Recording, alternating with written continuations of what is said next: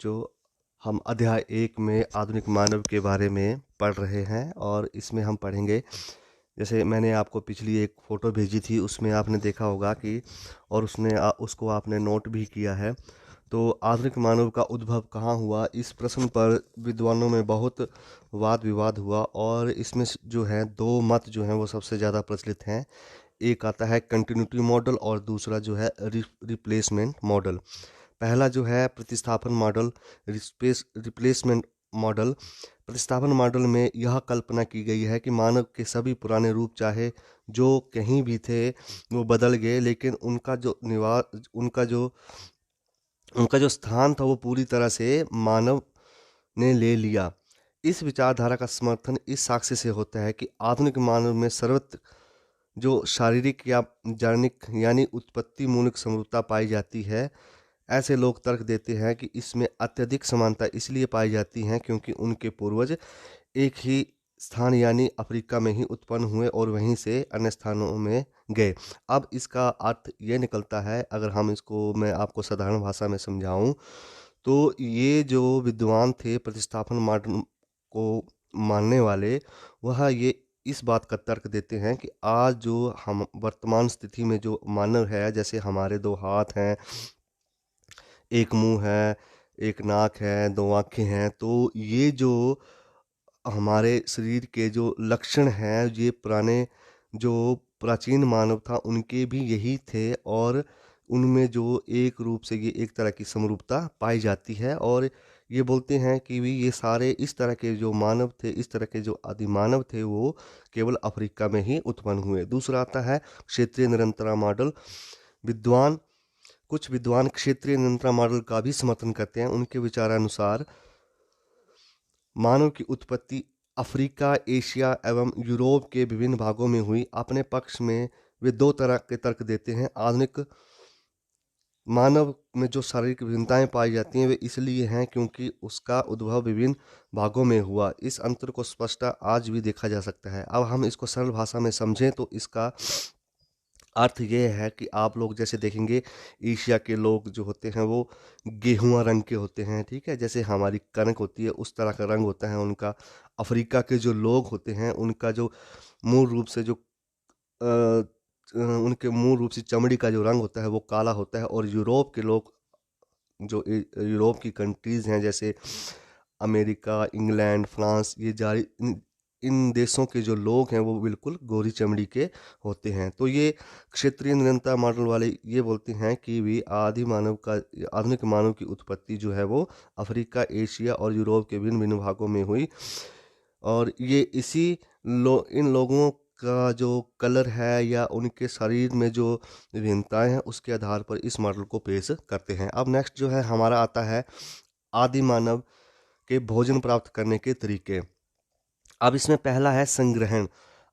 आदि मानव प्रकृति जीवी थे, मतलब वो प्रकृति में ही, जंगलों में ही रहते थे। अब तक वो जो थे वो कृषि करना नहीं जानते थे और पशुपालन भी नहीं करते थे।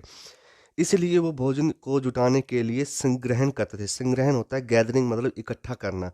जैसे जंगलों में जो मिल जाते थे, जैसे बीज, गुठली, वेर, फल, कंदमूल, सारे इनको वो इकट्ठा करते थे। और ये जो बच्चों संग्रहण का काम होता है ये बच्चों और स्त्रियों द्वारा ही किया जाता था। और जो पुरुष थे वो मुख्य रूप से क्या करते थे, शिकार के लिए बाहर जाते थे।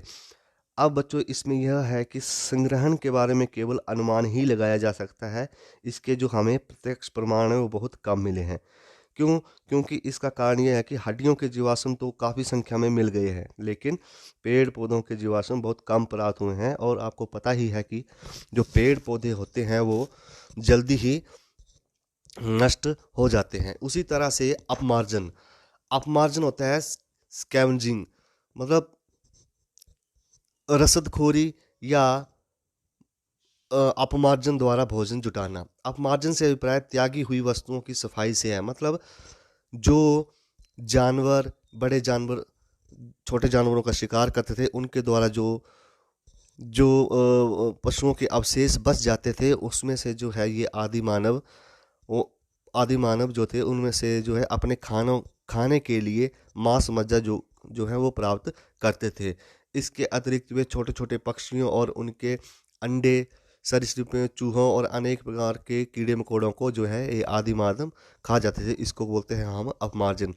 फिर तीसरा आता है हंटिंग। अब जो है मनुष्यों ने या आदि मानव जो है ने शिकार करना सीख लिया था, इसलिए भोजन प्राप्त करने का जो है आदिकालीन मानव का जो प्रमुख स्रोत रहा है वो है शिकार।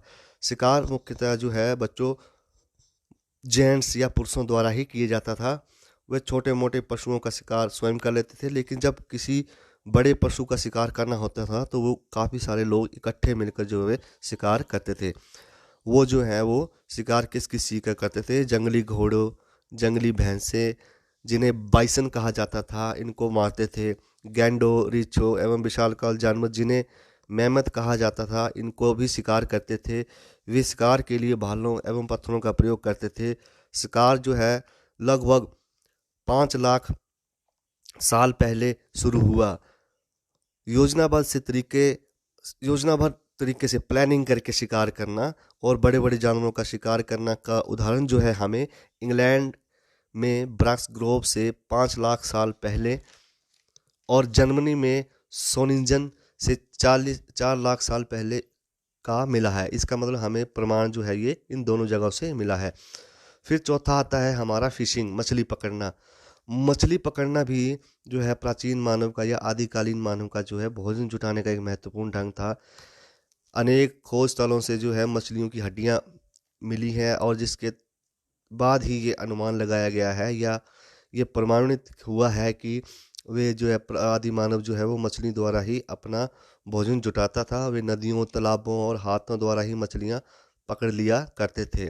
छोटी छोटी मछली पकड़ने के लिए भी कांटे का प्रयोग किया जाता था और बड़ी मछली को पकड़ने के लिए हार्पून का प्रयोग किया जाता था। तो बच्चों आज हमने पढ़ा है आदि मानव में जो है आदि मानव की उद्भव कहाँ हुआ, उसके बारे में जो 2 मॉडल है, रिप्लेसमेंट मॉडल और रीजनल कंटिन्यूटी मॉडल। उसके बाद हमने भोजन प्राप्त करने के तरीके, गैदरिंग, स्कैवेंजिंग, हंटिंग और फिशिंग के बारे में पढ़ा। आशा करता हूँ आपको इस वीडियो द्वारा समझ आया होगा। अगर समझ आ गया होगा तो आप मेरी वीडियो को लाइक और कमेंट जरूर करना। धन्यवाद।